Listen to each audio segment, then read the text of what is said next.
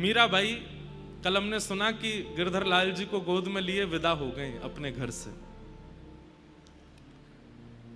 बहुत प्रसन्न है, बिल्कुल उदास नहीं है, पूरा मेड़ता रो रहा है, लेकिन मीराबाई नहीं रो रही हैं।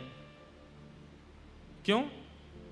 क्योंकि मन में वही छवि घूम रही है। रात्रि में आए थे, श्याम सुंदर ने ऐसे हाथ पकड़ा था, ऐसे मांग में सिंदूर भरा था, ऐसे मेरे साथ भामर लिए थे, और वही सोच सोच के हंसती रहती हैं और कभी कभी रोने लग जाती हैं।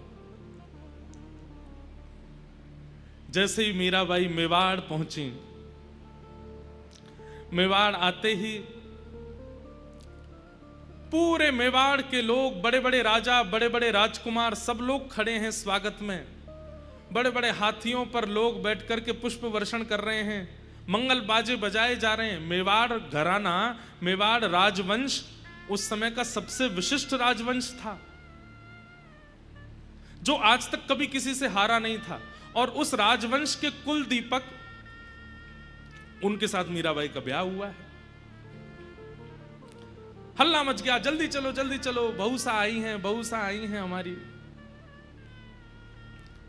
जैसे ही डोली रुकी, मीराबाई बाहर आए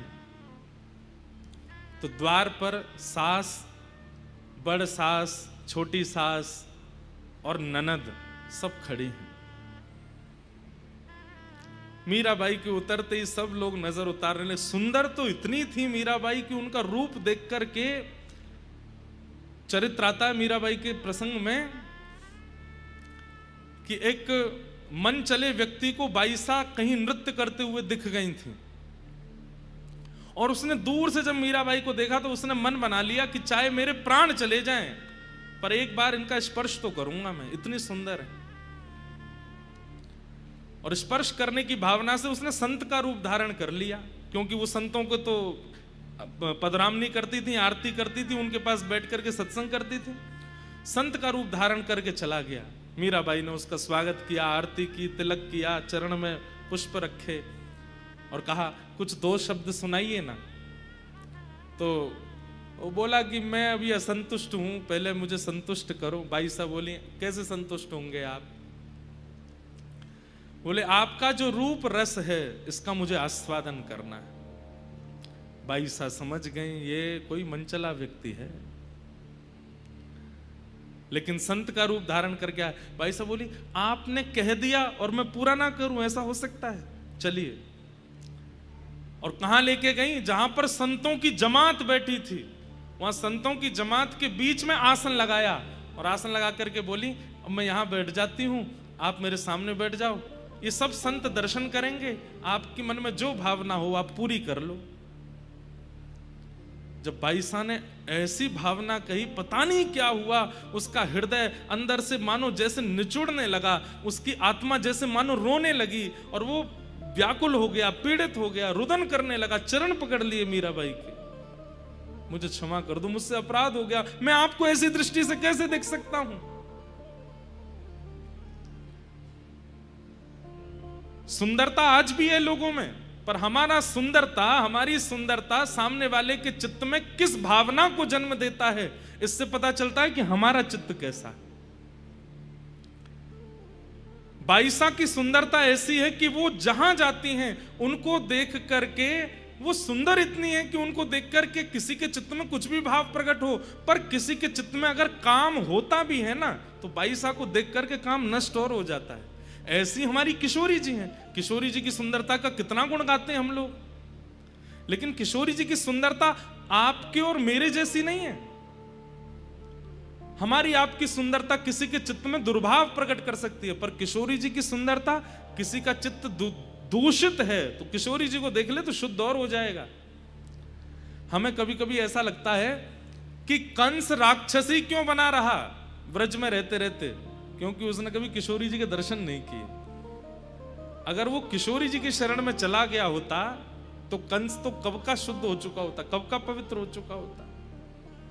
किशोरी जी का मुखमंडल ऐसा है। हमारा भजन हमारे गुण में भक्ति को घोल देता है। अगर कोई बहुत सुंदर है, बला का सुंदर है, और वो भजनानंदी अगर बन जाए ना, तो नित्य उसका भजन ऐसा हो जाएगा कि उसकी सुंदरता फिर किसी के चित्त में दुर्भाव को नहीं प्रकट करेगी, उसकी सुंदरता चित्त में कृष्ण को ही प्रकट करेगी। मीराबाई बहुत सुंदर है। बाईसा जैसे ही आई, ननद और सास वो तो बावली हो गई, इतनी सुंदर। अरे मोती लाओ, हीरे लाओ, जवाहरात लाओ, उनसे नजर उतारें अपनी भाभी साहब की। राजा कुंवर भोजराज सब लोग उनको सराहना करने लगे, इतनी सुंदर तुम्हारी पत्नी है, कितने भाग्य हैं तुम्हारे। तो एक रस्म होती है कि जब दहली में प्रथम प्रवेश बहू करती है तो नेग मांगा जाता है। तो ननद नेग मांगती है कि नेग दो, फिर अंदर जाने देंगे। पहले भैया से मांगा, भोजराज जी से कहा नेग दो, तो भोजराज जी ने हाथ के कड़ूला दिए, पैरों की पायल दी, सुंदर सोने के और उनमें हीरे जड़े हुए। बोले भैया ने तो हाथ और पैर की पायल दी भाभी साहब, अब आप नेक दो, और आप तो गले का हार दो, आपका हार मुझे बहुत अच्छा लग रहा है। तो मीराबाई ने ऊपर एक हार पहना हुआ था, तो बोली ननद जी ये तो बाह्य हार दिखाई दे रहा है, असली हार तो इसके अंदर पहना है, वो आपको देती हूँ। अंदर क्या था? अंदर कंठी माला पहन रखी थी। अपने गले से कंठी उतारी और कंठी उतार करके ननद के गले में बांध दी। महाराज ननद को तो इतनी अवहेलना लगी अपनी, और बाई साहब वहीं खड़े खड़े प्रवचन देने लगी। क्या बोले कि ये जो है ना सोने का, अगर इसको पहन करके आप रखोगी, इस पर चोर की भी दृष्टि जा सकती है, वो चुराने का उसका मन हो जाएगा। और हे ननद जी, कल को जब आपके प्राण निकलेंगे ना, तो ये उतार लिया जाएगा। हाथ के कंगन, पैर के कड़ूला और ये गले के हार सब उतार लिए जाएंगे, लेकिन कंठी को कोई नहीं उतारेगा, इसलिए कंठी पहन के रहो आप।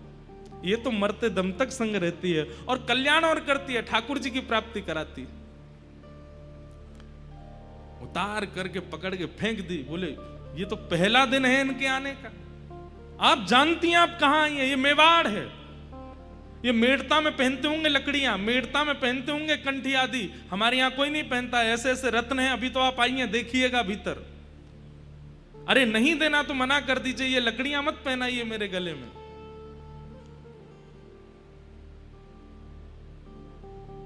भाई साहब तो प्रसन्न मुद्रा में कुछ नहीं बोली, भीतर चली गई। जैसे ही भीतर पहुंची, अपने कक्ष में जाकर के गिरधर लाल जी को विराजमान किया, तुरंत उनकी सेवा में लग गई। तुरंत रसोई घर में जाके सामग्री सिद्ध करने लगी। लाला भूख लगी होगी ना, इतने लंबे चल के आए हो, मैं बना देती हूँ अभी। भोग प्रसाद सिद्ध करने, इतने में ननद फिर आ गई, पांव पटकती हुई। भाभी साहब, हमारे घर में आते ही सबसे पहले देवी पूजन किया जाता है, चलो।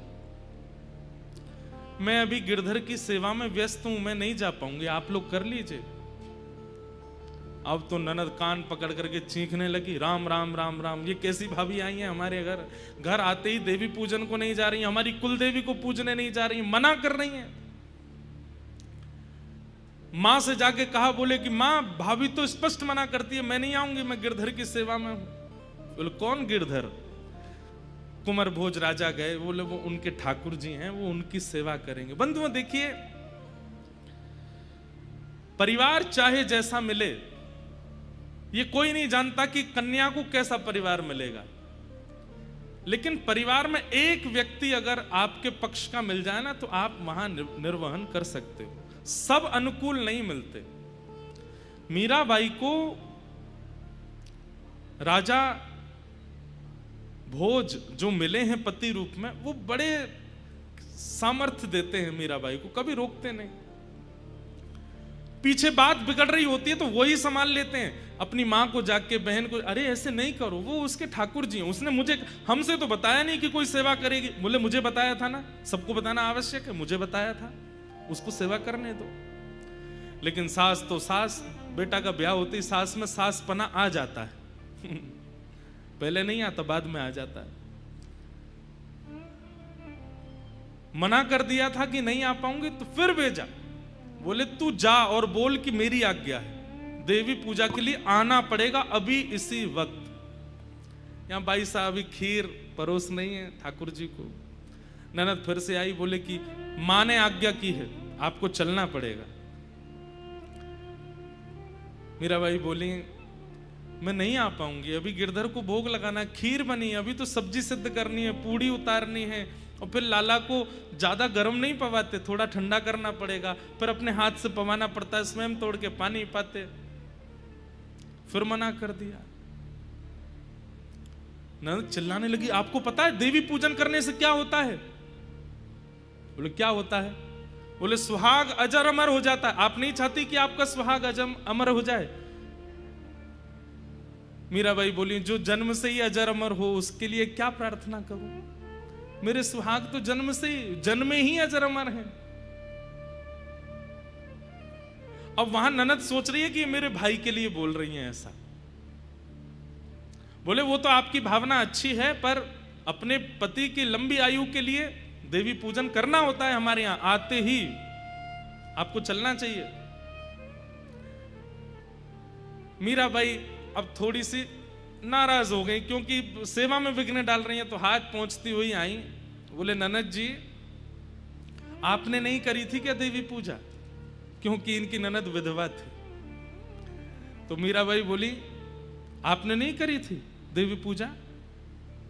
बोले नहीं करी तो थी मैंने भी। तो फिर जीजा जी कहां चले गए? अब तो ननद और ज्यादा नाराज हो गई। वो तो महाराज उसी समय खटक गई मीराबाई।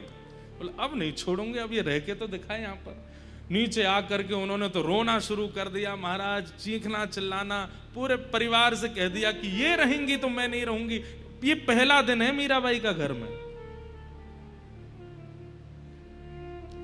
कुंवर भोज जाते हैं, मीराबाई को समझाते हैं, माँ की बात है आप मान लिया करो, ननद की बात है आप मान लिया करो। बोले मैं बात मानने से इनकार नहीं है, पर मेरा जो गिरधर लाल जी के समय है सेवा का, उस बीच में मैं नहीं कर सकती कुछ भी।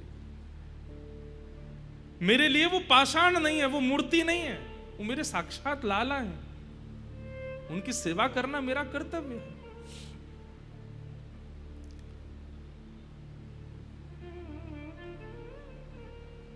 ऐसा रहती है। लेकिन यहां तो सब विपरीत भाव में आ गए। एक दिन राजा कुंवर भोज ने मीराबाई से कहा कि आप इतनी सेवा करती हैं, इतना ठाकुर जी का भाव रखती हैं, मैं जब भी आपको देखता हूं, आपको देखते ही मेरे चित्त में पता नहीं कैसे अनायास प्रेम बढ़ने लगता है। मैं चाहता हूं कि आप मुझे कुछ दर्शन कराओ, मुझे कुछ अनुभव कराओ। आपको अनुभव होते होंगे, मुझे भी अनुभव करा दीजिए। तो मीराबाई बोली मैं आपको कुछ दिखाती हूं। आज तक नहीं दिखाया, आज दिखाती हूं। बोले क्या? तो मीराबाई एक संदूक लेकर के आई, और वो संदूक खोल करके जैसे ही उसमें से रत्न प्रकट किए। प्राचीन राजाओं को रत्नों की भी पहचान होती थी, ये कैसा हीरा है, ये कैसे नग है, ये कैसा सोना है। और उस समय में राजस्थान में मेवाड़ राजघराने से ज्यादा संपत्ति किसी के पास नहीं थी। एक प्रकार से मीराबाई का जो विवाह हुआ ना, वो इसलिए भी हुआ था क्योंकि मेड़ता पर इतनी शक्ति नहीं थी, और उस समय आक्रांताओं का आक्रमण हो रहा था। तो मीराबाई का विवाह मेवाड़ में हो जाएगा, तो उससे हम लोगों को सुरक्षा मिल जाएगी। तो एक प्रकार से कहीं ना कहीं मेवाड़ के लोगों में मन में यह आता था कि हमने तो मेड़ता के ऊपर कृपा की है मीराबाई को लेकर के।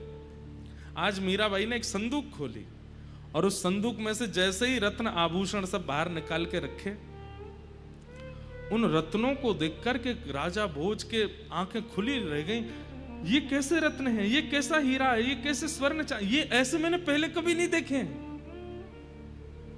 और जहां तक मैं जानता हूं, सबसे ज्यादा संपत्ति हमारे घराने में, और हमारे घर में भी ऐसी संपत्ति नहीं है। ये एक हीरा, एक नग भी यदि विक्रय किया जाए तो हमारी पूरी संपत्ति के समान होगा। कहां से मिले आपको? भाई साहब बोली जिस दिन आप बारात लेके आए थे ना, उसी रात्रि में द्वारिकाधीश बारात लेकर के आए थे, और तब मेरी सासू मां देवकी मैया ने ये मुझे पहनाए थे। मीराबाई बोलती हैं और सब लोगों को वो स्वप्न जैसा लगता है। वो देवकी मैया को सास ही बोलती हैं, यशोदा मैया को बड़ सास ही बोलती हैं। बोले मेरी सासू माँ देवकी जी ने मुझे पहनाए थे, गले में ये हार पहनाया था, हाथ में ये कंगन पहनाया था, पैर में ये पाजेब पहनाई थी, और ये जो कौंधनी है ना, ये तो द्वारिकाधीश ने ही पहनाई थी। आज राजा भोज के मन में किंचित जो अविश्वास जैसा था, उनको लगता था शायद इनका थोड़ा दिमागी स्तर ही ऐसा ही है, इसलिए ऐसे बोलती रहती है। लेकिन आज उन नगों को देख करके, उन आभूषणों को देख करके राजा भोज के मन में भी आया कि ये सामान्य नहीं है, ये संसार की रचना तो नहीं है जो ये दिखा रही है। और मीराबाई इतनी प्रसन्न, थोड़ा सूंघ के देखो इनमें से सुगंधी कैसी है। यहां राजा भोज जैसे ही उसको सूंघने लगते हैं, तभी उनको सघन वन दिखने लगता है, वृंदावन का अनुभव होने लगता है, यमुना जी के दर्शन होने लगते हैं, श्री गिरिराज जी दिखने लगते हैं। राधा राधा नाम उच्चारण करके संत समाज नृत्य करता हुआ दिखाई देने लगता है। ऐसी सुगंधी। राजा भोज समझ गए ये सामान्य नहीं। नेत्र सजल हो गए। राजा भोज बोले मैं आपसे बहुत प्रसन्न हूं, मुझे आज पूर्ण विश्वास हो गया कि ये सचल हैं और ये आपको स्वीकार कर चुके हैं। मैं आपसे बस इतना कहना चाहता हूं कि आप मुझसे कुछ मांग लीजिए, मैं आपकी कुछ सेवा करना चाहता हूं। मीराबाई इतना प्रेम कर ही इसीलिए रही थी कि उनको एक अपना काम बनवाना था, और तुरंत मीराबाई बोली तो मेरा एक काम है वो आप कर दीजिए। बोले क्या? आपके मेवाड़ घराने में कहीं भी मंदिर नहीं है, आपके पूरे राजभवन में कहीं भी संतों के आगमन कीर्तन कथा का कोई स्थान नहीं है। हमारी एक ही प्रार्थना है, आप देना चाहते हैं तो केवल ये दे दीजिए कि राजभवन के अंदर ठाकुर जी का दिव्य मंदिर बने, उसमें ठाकुर जी विराजमान हो और संत वैष्णव कथा प्रेमियों को वहां आने से कोई रोक टोक ना हो। बस इतना कर दीजिए। मैं सत्संग के बिना नहीं रह सकती। यहां सब कुछ ठीक है, मैं ताने सह लूंगी सास के, ननद के, सब लोगों के, मुझे सब मंजूर है, पर उन तानों के विपरीत में औषधि रूप में मुझे कथा सुननी है। उसके लिए आप एक मंदिर बनवा दीजिए। कुंवर भोज बोले देवी ये तो आप ऐसा कह रही हो कि खीर में से चीनी निकालो। कैसे निकलेगी? ये कैसे होगा? बोले और कुछ नहीं चाहिए मुझे। कुंवर भोज भी सोचे कि इन्होंने एक ही चीज तो मांगी है जैसे तैसे, ये भी मैं नहीं कर पाया तो कैसे होगा। सब विपरीत हो गए हैं और राजा कुंवर भोज ने मेवाड़ घराने के भीतर एक 4 भुजानाथ मंदिर बनवाया। ऐसे ऐसे रत्न लगवाए। मीराबाई जैसे बोलती हैं वैसी उसकी आकृति। एक द्वार बना है जहां से संतों को आवागमन में कोई रोक टोक नहीं है। रसिक आएंगे, संत आएंगे, वैष्णव आएंगे, कथा कीर्तन सब प्रारंभ। घर के सब लोग विपरीत हो गए, लेकिन पति साथ में खड़ा है इसलिए कोई कुछ नहीं कर पाया। लेकिन हमारे ठाकुर जी को अनुकूलता ज्यादा अच्छी लगती नहीं। भक्त बहुत रिलैक्स होना तो ठाकुर जी को लगती है अरे इतना आराम कैसे फरमा रहा है, कुछ तो करो। और राजा भोज एक युद्ध में गए थे और वहां युद्ध में एक बाण उनको ऐसा लगा जिसके कारण पूरे शरीर में रोग फैल गया। वैद्यों ने कहा अब तो इनकी सेवा करो, ये कभी भी अपने प्राण त्याग सकते। ननद तो द्वार से बोलती आई तुमने देवी पूजा नहीं की, देखो आज मेरे भैया की क्या हालत हो गई, मरणासन अवस्था में है। भोज राजा बोले मुझे और कहीं चिकित्सा के लिए नहीं जाना, मुझे मेरे कक्ष में छोड़ दो, मीरा को मेरे पास छोड़ दो, मैं उसे देखता रहूंगा, वो मुझसे बात करती रहेगी, बस मुझे यही चाहिए। मीराबाई लाल जी की सेवा करती हैं, चरणामृत पिलाती हैं, भोग लगाती हैं, भोग पवाती हैं। आसन पर बस लेटे हैं भोज राजा। एक दिन आया जिस दिन उनको अनुभव हुआ कि बस आज मेरे प्राण चले जाएंगे। आज पहली बार मीराबाई का स्पर्श किया, हाथ पकड़ लिया, आप यहीं बैठो। आपने मुझसे एक बात मांगी थी, मैंने पूरी की, अब मैं आपसे कुछ मांगू? मीराबाई बोली क्या? बोले मुझे भी वो दर्शन करना है जो आप करती। बंधुओं, मीराबाई तभी एक कीर्तन गाने लगी और उस कीर्तन को गाते गाते गाते गाते राजा भोज मीराबाई की गोद में ही सर रख करके लेटे हैं और बाई साहब के मुख की ओर देख रहे हैं। और उस कीर्तन को गाते गाते गाते गाते तभी राजा भोज ने एक बार अपनी पलक झपकी और जैसे ही खोल करके देखा तो श्री मीराबाई के रूप में ही प्यारे गिरधर लाल प्रकट हो गए और राजा भोज को दर्शन होने लगा। राजा भोज बोले, आंख खोलती मीरा है पर देखते गिरधर हैं, मुख खोलती मीरा है पर बोलते गिरधर हैं, चलती मीरा है पर हृदय में गिरधर है। ये मीरा तो बाहर की काया है पर इसके चित्त में जो आत्मरूप धारण करके बैठा है वो तो साक्षात गिरधर है। आज मीराबाई के रूप में ही प्यारे गिरधर लाल जी का दर्शन हो गया, नेत्र सजल हो गए राजा भोज के। और कहा अब एक चीज और दे दीजिए। बोले क्या? अपने चरण स्पर्श करा दीजिए। मीराबाई बोली ये आज्ञा तो मैं नहीं दे सकती। बोले नहीं, बस और कुछ नहीं चाहिए, बस अपने चरण स्पर्श करा दीजिए एक बार।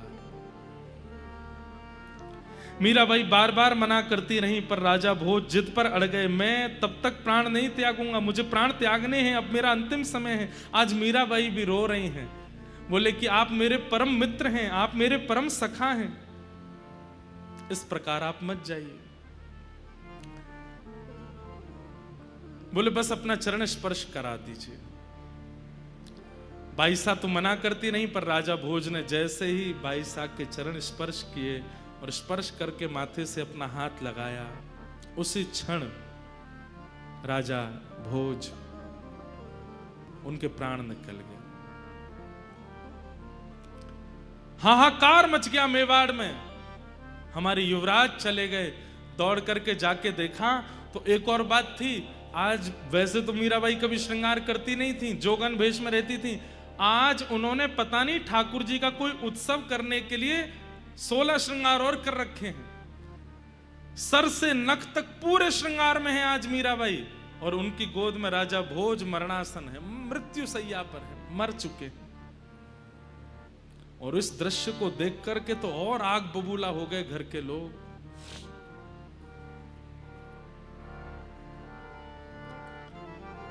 सब लोगों ने मीराबाई का हाथ पकड़ा, बैठाओ इनको, कलश डालो, इनके मांग का सिंदूर मिटाओ। मीराबाई खड़ी हो गई। बोले कि सिंदूर उसका मिटाइएगा जिसका ना हो कोई, मेरा तो है, मेरे तो सामने खड़े, मैं सिंदूर नहीं हटाऊंगी, मैं चूड़ियां नहीं तोड़ूंगी। सोचिए बंधुओं वो कैसा मंजर रहा होगा। सारी नारियां चारों तरफ से घेर करके मीराबाई को ताने दे रही हैं और मीराबाई हिल नहीं रही है वहां से।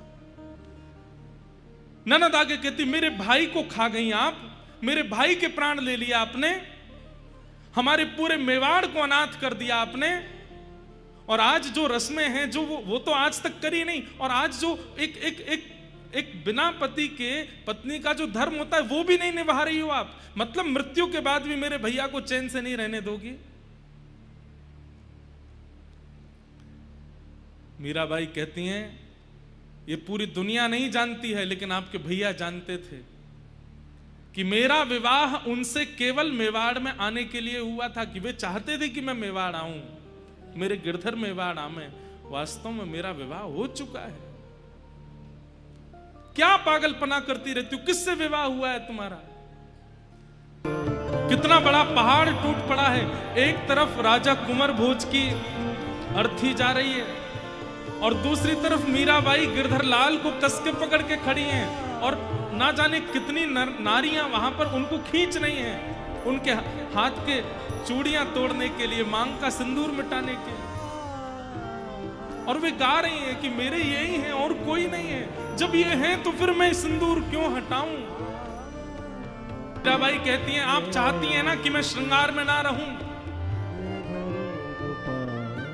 मुझे जैसे रहना चाहते हैं, जैसे रहना चाहिए आप लोगों के अनुसार आप चाहती हैं मैं वैसा भेष धारण कर लूं।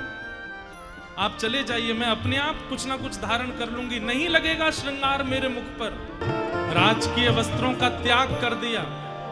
जो मीरा बचपन से आज तक एक राजकुमारी तो है ही, उसी भेष में रहती है, लेकिन आज बैरागन हो गई है। केवल एक सामान्य सी लोई मतलब सॉल उसको ओढ़ लिया है। गले में मोतियों के और अद्भुत अद्भुत रत्नों की माला सब उतार करके किनारे धर दी है। गले में केवल एक बनमाला और केवल एक तुलसी की माला धारण कर ली है। हाथ में करताल उठा ली है और आ गई हैं सबके सामने। बोले अब आप राजी हैं? मैं ऐसे ही रहूं? आप यही चाहते थे ना? अब मेरे रूप को देख लीजिए, अब चिंतित मत होइए। तुरंत गई हैं चार भुजानाथ जी का जो मंदिर बना है और वहां जाकर के संतों के मध्य दोनों भुजा उठा करके नृत्य करने लगी मीराबाई। मीराबाई इस भाव से अपने वस्त्र नहीं उतार रही हैं कि भोज राजा चले गए हैं तो मुझे ऐसे रहना है, बल्कि इस भाव से अपने वस्त्रों को धारण कर रही हैं, भगवा भेष पहन रही हैं, बैरागण का भेष धारण कर रही हैं कि संत जन वो कृष्ण के हैं, वो ठाकुर जी के हैं, इसीलिए तो विरक्त भेष में रहते हैं। मैं भी तो ठाकुर जी हूं, तो मुझे भी ऐसा ही भेष धारण करना चाहिए। ना कोई श्रृंगार है, ना कोई चटकदार वस्त्र है, सामान्य सी एक लोई ओढ़ करके गले में बनमाला और केवल तुलसी माला पहन करके मीराबाई अब अपने रूप में आ गए हैं। और अब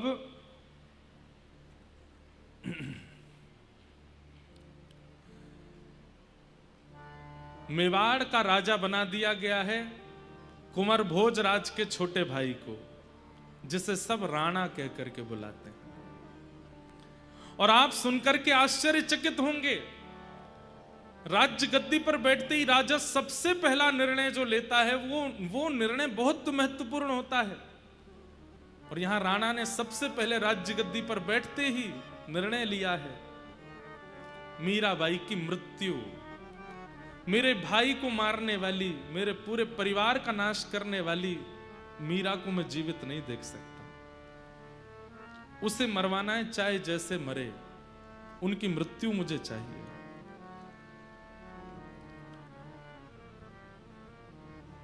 नियम बना लिया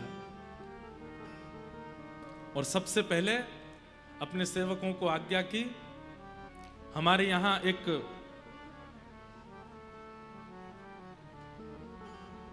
बंधी बना हुआ बाघ है, एक शेर है, उस शेर को मीराबाई के कक्ष के पास छोड़ दो। और बहुत दिनों से भूखा भी है, खा जाएगा, खत्म होगा कंटक हमारा। जाकर के उस बाघ को छोड़ दिया मीराबाई के कक्ष के सामने। सुबह सुबह का समय मीराबाई भोर का पद गा रही हैं और उसी समय सखियों की दौड़ने की आवाज आती है, हाथ से थाल छूट गए हैं, सब चीख रही हैं। मीराबाई कहती, क्या हुआ, तुम इतनी घबरा क्यों रही हो? बोले, भाई साहब बाहर मत जाइएगा, छुप जाइए जल्दी। क्यों? अरे एक बाघ आ गया है, आपके द्वार पर खड़ा है। मीराबाई ने जैसे सुना बाघ, सुबह जो माला, जो भोग, जो प्रसादी, जो आरती गिरधर लाल जी के लिए तैयार करके रखी है, उन सबको एक थाल में सजा करके मीराबाई जा रही हैं। सखियां कह रही, भाई साहब उधर मत जाइए, वहां बाघ बैठा है। वहीं की ओर जाती हैं और जैसे ही बाघ की ओर दृष्टि डाल करके देखा है, तुरंत अपनी सखियों से कहती हैं, अरे तुम घबरा रही हो, ये बाघ नहीं है, तो मेरे ठाकुर जी का ही एक रूप है। आज साक्षात मेरी सेवा से प्रसन्न होकर नृसिंह आए हैं द्वार पर। अरे आओ, जल्दी दिया लेकर के आओ, बाती लेकर के आओ, नजर उतारनी है, स्वागत करना है, ठाकुर जी आए हमारे द्वार पर।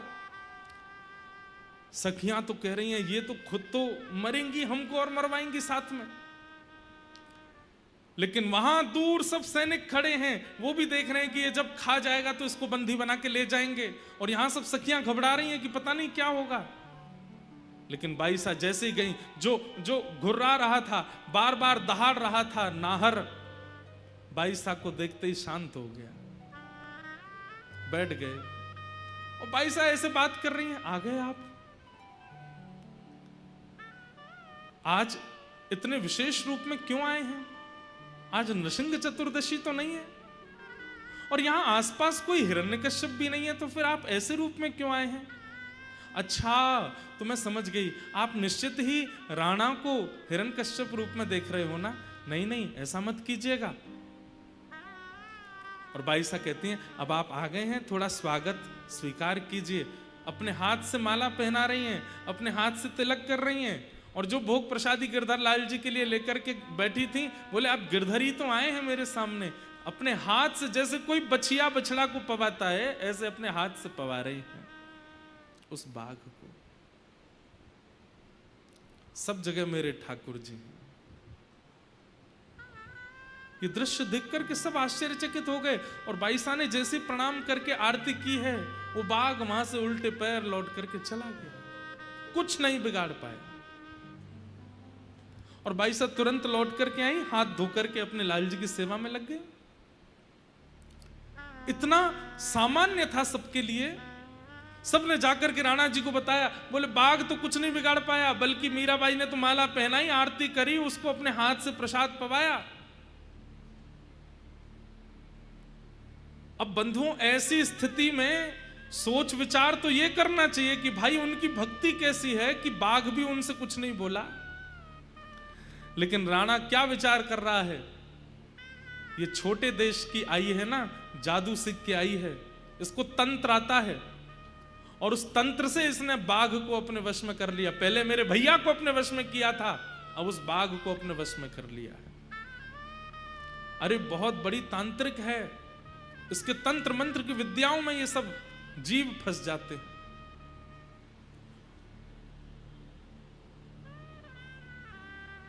तंत्र मंत्र जीवों पर काम करेगा, पर ऐसे बड़े तांत्रिकों को नष्ट करने के लिए मेरे पास दूसरा उपाय भी है। और दूसरा उपाय क्या है?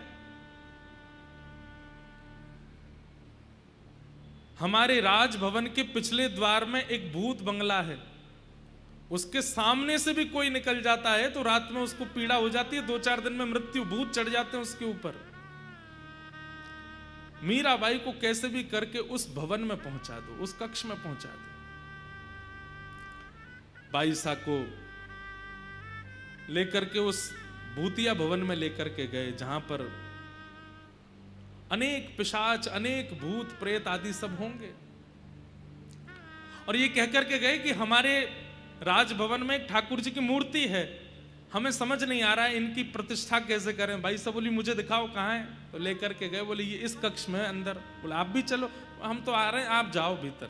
जैसे ही भाई साहब भीतर गई, बाहर से द्वार बंद कर दिए, अंदर अंधेरा, तभी दिखे खूब सारी प्रेत आत्माएं वहां पर विचरण कर रही थी।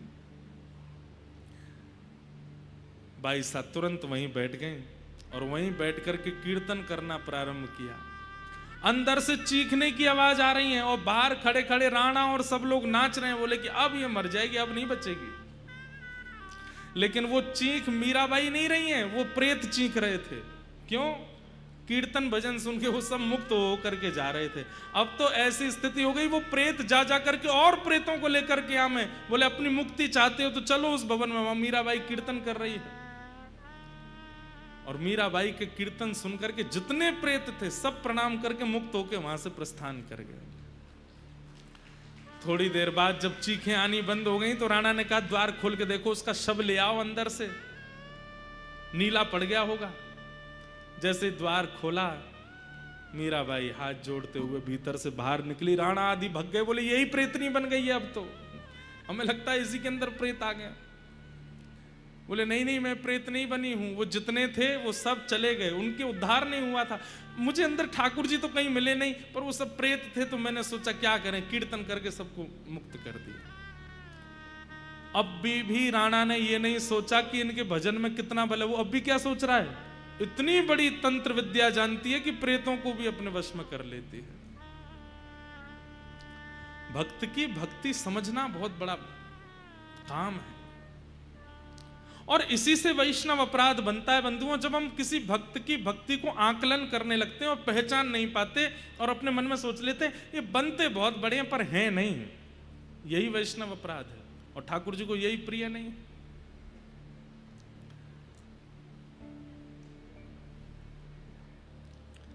लेकिन बाईसा तो अपनी ठाकुर जी की सेवा में रहती हैं, अपने गिरधर की सेवा में रहती हैं। राणा ने तीसरा प्रयास किया। क्या? रात रात में गिरधर लाल जी चोरी करवा दिए। और गिरधर लाल जी जिस झांपी में सोते थे उस झांपी में एक सर्प रखवा दिया, विषैला सर्प। बोले प्रातःकाल जैसी सेवा के लिए पिटारा खोलेगी, डस देगा, मर जाएगी। गिरधर लाल जी तो अंतर ध्यान करवा दिए, चोरों से चोरी करवा दिए। मीराबाई सो रही थी, झांपी जी में सर्प ला करके बैठा दिया। प्रातःकाल होते ही बाईसा जैसे ही गई और जैसे ही जाकर के सेवा में प्रस्तुत हुई,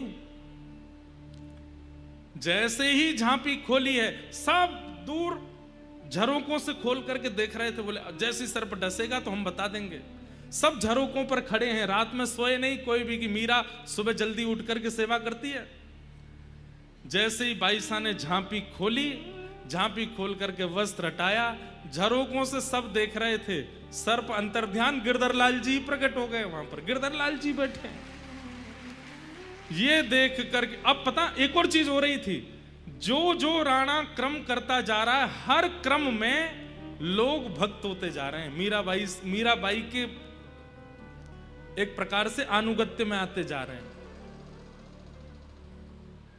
कईयों को विश्वास हो गया कि ये मीराबाई की भक्ति है। वो जो ननद थी मीराबाई की, जो सबसे ज्यादा चिढ़ती थी उनसे, अब उसको भी मन में तनिक तनिक विश्वास होने लगा कि ये तंत्र नहीं हो सकता, ये मंत्र नहीं हो सकता। तंत्र भी कुछ समय तक चलता है, हमेशा नहीं चलता। जो तंत्र मंत्र जानते हैं उनका भी ज्यादा दिन बोलबाला रहता नहीं।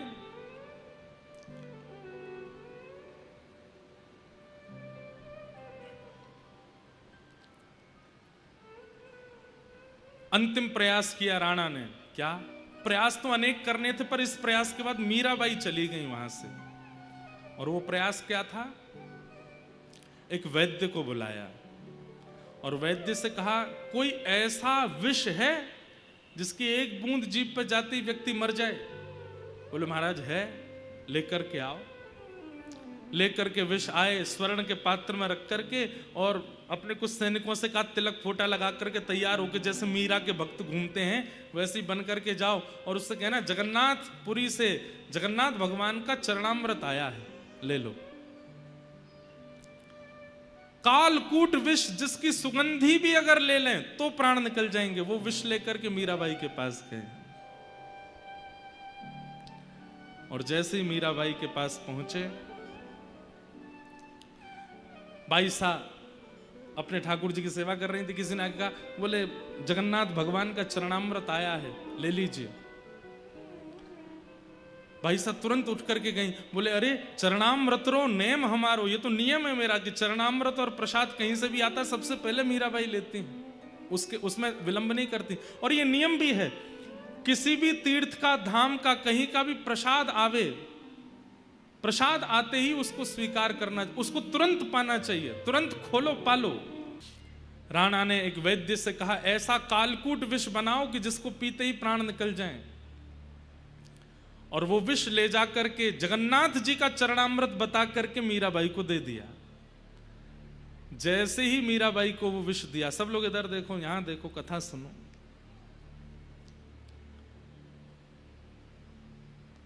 उतने में ही ननद जो देख रही थी, उसको, उसके सामने ही सब होता था। आज पता नहीं उसके मन में क्या आया, दौड़ करके गई और बाईसा का हाथ पकड़ लिया, इसको मत पीना, जहर है। मैं जान गई हूं, मेरे दिव्य चक्षु खुल गए हैं भाभी सा। आप जिस दिन पहले दिन आई, आपने मुझे कंठी पहनाई, मैंने उसी दिन उतार दी थी। परंतु आज मेरे चित्त को यह अनुभव हो गया है कि आप सामान्य नहीं, आपका भजन बल अतीत है। मैं वो कंठी ढूंढ करके लाई हूं जो मैंने ही फेंक दी थी, आज आपसे कह रही हूं मुझे पहना दो। मीराबाई ने आज वही कंठी पहना दी अपनी ननद को। और फिर उसके बाद ननद बोली, अब आप ये विष मत पियो। मीराबाई बोली, बताते समय सैनिकों ने कहा था जगन्नाथ जी का चरणामृत है। अब जिस प्रकार रसगुल्ला का नाम लेते ही रसगुल्ला के प्रेमी के जीभ पे पानी आ जाता है, समोसा का नाम लेते ही उसको चाहने वाले के मन में इच्छा प्रकट हो जाती है, अब भगवत चरणामृत नाम लेते ही मेरे मन में भावना प्रकट हो चुकी है।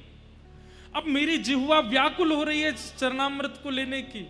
अब तुम भले ही कहो ये विष है, पर मेरा मन तो हो रहा है कि मैं इसे ग्रहण कर लूं, धारण कर लूं। ननद रोने लगी, चरण पकड़ ली, नहीं भाभी साहब मुझे क्षमा कर दो, ये विष है, इसको मत पीना। बोले अब मैं नहीं पीऊंगी तो जैसे एक व्यसनी तड़पता है व्यसन के लिए, मेरी जिह्वा तड़प रही है इसको पान करने के लिए। जगन्नाथ जी का चरणामृत मैं कैसे छोड़ूं, तुम बैठी रहो, कुछ नहीं होगा। और लेकर के प्याला जैसे मुख से लगाया, पान कर लिया। कहते हैं ज्यों ज्यों घूंट ले रही हैं मीराबाई, त्यों त्यों उनके दिव्य रूप का तेज बढ़ रहा है, घट नहीं रहा है। और जैसे ही विष का पान किया है, रूप देख करके ननद ने तो उनको उसी समय गुरु बना लिया, कंठी तो पहना दी, अभी मेरी गुरु। कुछ नहीं हुआ मीराबाई को, तुरंत अपना मुख प्रक्षालन करके हाथ धो करके बैठ गई सेवा करने के लिए गिरधर लाल जी की।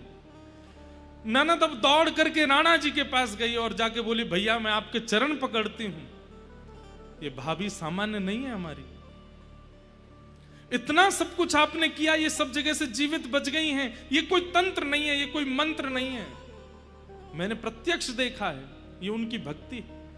राणा बोले आज विष गया है, उसको पी के मरेगी वो। बोले मैं लेकर के आई हूं पात्र साथ में, पी लिया है, कुछ नहीं हुआ उनको। ननद तो सुधर गई, लेकिन राणा अब भी नहीं सुधरा। कई लोग ऐसे होते हैं, वो भक्ति के प्रगाढ़ रूप को देखने के बाद भी उनके चित्त में कुछ नहीं परिवर्तन होता। कितने लोग ऐसे कथा में आते हैं, खूब कथा सुनते हैं, लेकिन फिर भी उनका चित्त परिवर्तित नहीं होता। हमारे पूज्य नाना जी कहते थे, बोले भैया करंट निकला है तो सारे बल्ब जलेंगे, लेकिन जो फ्यूज होगा वो ही नहीं जलेगा, जो अंदर से ही फ्यूज बैठा है वो नहीं जल सकता। मीराबाई की भक्ति के करंट से पूरा मेवाड़ प्रज्वलित होने लगा, लेकिन राणा अभी भी प्रज्वलित नहीं है, फ्यूज है भीतर से। मतलब इतना पाप है उसकी आत्मा और चित्त में कि वो मीराबाई को सन्मुख देखने के बाद भी उस पर कोई असर नहीं हो रहा।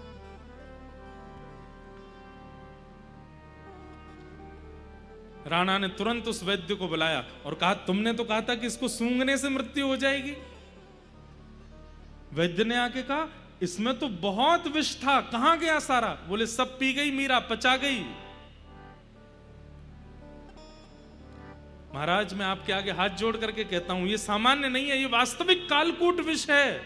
ऐसा विष पूरे ब्रह्मांड में नहीं है, ये महादेव के द्वारा पान किए गए विष से थोड़ा ही कम होगा। ऐसे कैसे कोई जीवित रह सकता है इसको पी के? तो राणा बोले एक काम करते हैं, ये एक बूंद बचा है, इसको तुम चाट लो, अगर तुमको कुछ नहीं हुआ तो तुम्हें मान जाऊंगा कि ये विष नकली था, और तुम्हें कुछ हो गया तो मान जाएंगे कि असली था। वैद्य बोला मतलब अगर चाट के मैं नहीं मरा तो आप मार दोगे, और चाट के मर गया तो मरना ही है, मतलब दोनों तरफ से मुझे मरना है। बोले हाँ यही समझो, ये एक बूंद लेकर के अगर तुम नहीं मरे तो मान जाएंगे कि विष नकली था, तो तुम्हें हम मारेंगे, और इस विष का पान करते ही मर गए तो समझ जाएंगे कि असली है, निश्चित ही मीरा में ही कोई कमाल होगा। वैद्य समझ गया कि मेरी मृत्यु तो निश्चित है, बिना चाटे क्यों प्रस्तुत करता रहूं? अरे मीरा ने मुख लगाया है इस पात्र को, उनका प्रसाद बन चुका है ये, इसको पान करके मेरी मृत्यु हो जाए, कम से कम अधोगति तो नहीं होगी। और उस एक बूंद विष को जैसे ही वैद्य ने अपने जिह्वा पर धारण किया, पूरा शरीर कंपायमान होने लगा, नील पड़ गया, मुख से झाग निकल पड़े और वैद्य की मृत्यु हो गई। वैद्य तो मरा, और उस वैद्य के शव को उसके घर पहुंचाया। छोटे छोटे बच्चे थे उस वैद्य के, उन सब ने जैसे ही सुना कि मीरा के लिए विष बनाया था हमारे पिताजी ने, मीरा तो नहीं मरी लेकिन एक बूंद पी के हमारे पिताजी मर गए, वो सब बालक अपनी मां के साथ गए और मीराबाई के कक्ष के द्वार पर जाकर के रोने लगे, अपने पति को रख दिया सामने। मीराबाई सेवा में थी, तुरंत पूछी ये रोने की आवाज क्यों आ रही है? दौड़ करके बाहर गई तो देखा तो एक पत्नी अपने पति को गोद में ली और छोटे छोटे बच्चे हाथ जोड़ करके रो रहे हैं, मीराबाई से प्रार्थना कर रहे हैं हमारे पिताजी वापस भेज दो, हमारे घर में और कोई नहीं है। मीराबाई बोली इनकी मृत्यु हुई कैसे? तब ननद ने आके पूरा सच्चाई बताई, आपके लिए विष बनाया था, आपको तो कुछ हुआ नहीं, उसकी एक बूंद भैया ने इसको पिला दी, जानने के लिए कि विष असली है कि नहीं। इनकी मृत्यु हो गई। मीराबाई गई अपने ठाकुर जी के सामने और अपने ठाकुर जी से जाके कहती हैं, आज तक मैंने आपसे कोई याचना नहीं की। मीराबाई ने आज तक प्रार्थना नहीं की है गिरधर लाल जी से, आज पहली बार कर रही हैं। हमेशा केवल रूप के लिए गाया होगा, हमेशा केवल कोई अपने मन का भाव गाया होगा, पर ठाकुर जी से आज पहली बार कुछ मांग रही हैं मीराबाई। एक गज ने आपको पुकारा था, उसकी अरज सुनते ही आप अपने गरुड़ पर बैठ करके उसका उद्धार करने के लिए गए थे।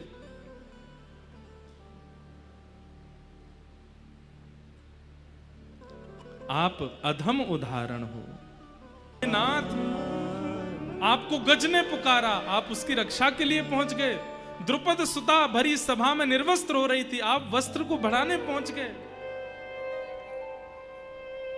अबला नारियों ने भौमासुर के यहां से आपको पुकारा, तो आपने भौमासुर का वध करके उन अबला नारियों को स्वीकार करके उनसे विवाह किया। आज ये मीरा आपको पुकार रही है, तो फिर इतनी देर क्यों कर रहे हैं? इस वैद्य का क्या दोष है? इन बालकों, ये बालक निर्दोष हैं, ये मां निर्दोष है, अपने पति के लिए रो रही है, ये बच्चे अपने पिता के लिए रो रहे हैं। अब देर मत करो गिरधर, कृपा करो। और तुरंत मीराबाई के मन में पता नहीं क्या स्फूर्ति आई, ठाकुर जी का चरणामृत वहां रखा था, अपने गिरधर लाल जी का चरणामृत लेकर के गई और ले जा करके, नील पड़ा है उस वैद्य का शरीर, मुख से झाग निकले हैं। मीराबाई ने अपने हाथ से उसका मुख खोल करके जैसे ही ठाकुर जी का चरणामृत पधराया है, चरणामृत धारण कराते ही सारा शरीर सामान्य होने लगा, नीलिमा दूर होने लगी और धीरे धीरे श्वास चलने लगी, धीरे धीरे नेत्र खुले और वो वैद्य जीवित हो गया, उठ करके बैठ गया। और उसी समय पूरा मेवाड़ जय जयकार करने लगा, भक्तिमती मीराबाई की जय हो, मीराबाई की जय जयकार होने लगी। पर मीराबाई ने इस घटना के बाद 3-4 दिन के लिए अपने आप को एकांत में बंद कर लिया। किसी से ना मिलती है, ना जुलती है, ना किसी को देखती हैं। एकांत में बैठी बैठी अपने गिरधर से कहती हैं, मुझ तक पीड़ा थी, मैं सह रही थी, पर अब मुझसे पीड़ा दूसरों को तक जा रही है, ये मुझसे सहन नहीं हो रहा। मैं केवल इसलिए निर्वहन कर रही थी इस परिवार का, क्योंकि मैंने वचन दिया था कुंवर भोज को कि आप चले जाएंगे, पर आपके बाद भी मैं रह करके अपने गिरधर लाल जी की सेवा करके यहाँ के लोगों को भक्त बनाऊंगी। केवल अपने वचन का निर्वहन कर रही थी मैं, पर मेरे कारण जब इतने लोगों को पीड़ा हो रही है तो मैं नहीं रह सकती। लेकिन मैं कैसे जाऊं? बंधुओं, भक्ति की स्थिति देखिए, मीराबाई अपनी इच्छा से जा भी नहीं रही हैं, कोई संत आज्ञा करेंगे तो ही मैं जाऊंगी। आज तक मीराबाई ने कभी त्याग करने का, इतनी पीड़ा, इतना कष्ट, इतनी विपत्ति, इतना संकट सब सहती रही मीराबाई, लेकिन आज मन में विचार करने लगी कि अब ये पीड़ा मुझ तक नहीं है, मुझसे औरों तक जा रही है, अब मैं क्या करूं? तब मीराबाई ने गोस्वामी तुलसीदास जी को पत्र लिखा और अपनी सारी स्थिति लिख करके बताई, मुझे क्या करना चाहिए ऐसी परिस्थिति में। राणा दिन प्रतिदिन कुछ ना कुछ करते हैं, मैं क्या करूं?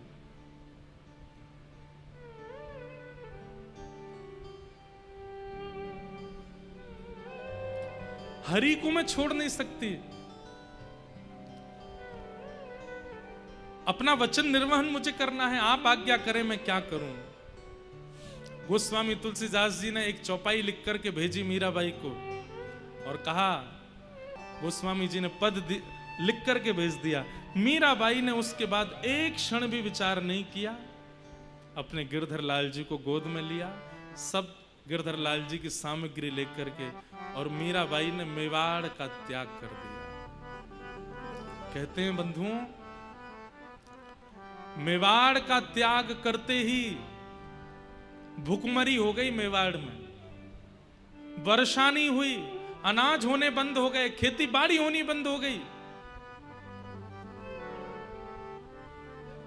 और मीराबाई छोड़ करके चली गई।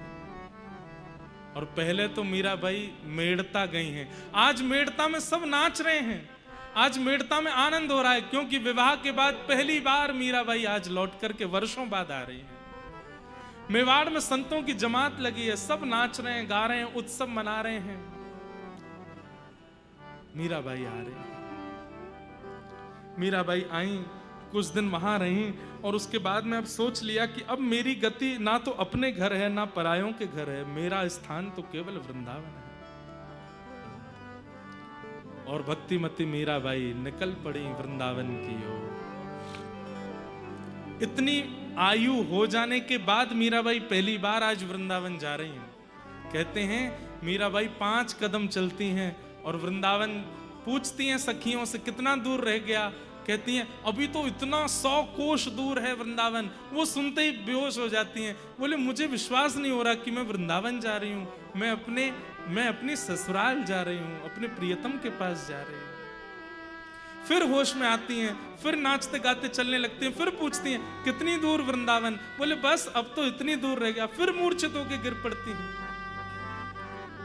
ऐसे मीराबाई पहली बार वृंदावन जा रही हैं।